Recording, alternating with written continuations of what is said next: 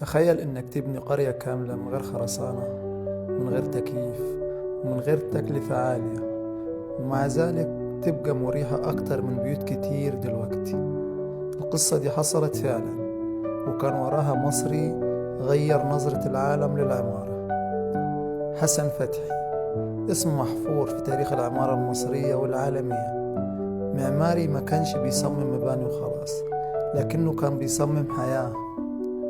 اتولد حسن فتحي سنة 1900.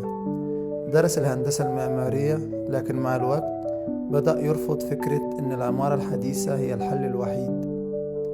خرسانة وزجاج وحر شديد، لكن كان الحل موجود من زمان في العمارة المصرية التقليدية. حسن فتحي رجع استخدام الطوب اللبن، مادة بسيطة ورخيصة لكنها مناسبة للمناخ وقوية التحمل. استخدم الجباب والأقبية، وخلى البيوت تعتمد على التهوية الطبيعية علشان الإنسان يعيش في راحة من غير ما يرهق البيئة. أهم تجربة في حياة حسن فتحي كانت قرية القرن الجديدة في غرب الأقصر. القرية دي ما اتبنتش عشوائي، كل تفصيلة فيها كانت محسوبة.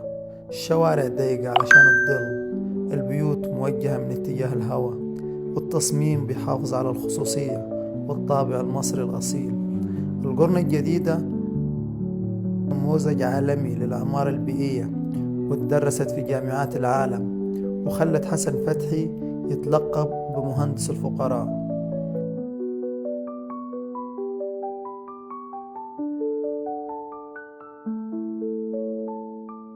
حسن فتحي جمع فكره في كتابه الشهير عمارة الفقراء، اللي تحول لمرجع عالمي في العمارة المستدامة. قبل ما المصطلح ده ينتشر بسنين، وبعد رحيل حسن فتحي سنة 1989 الرسالة ما ماتتش. كمل على ايده ابنه فكري حسن فتحي.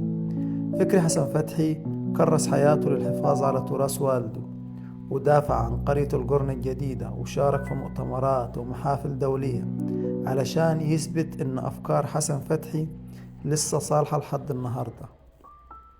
كان دايما بيأكد إن العمارة اللي تنسى بيئتها تنسى الإنسان، وإن التراث مش ماضي لكنه حل لمشاكل الحاضر.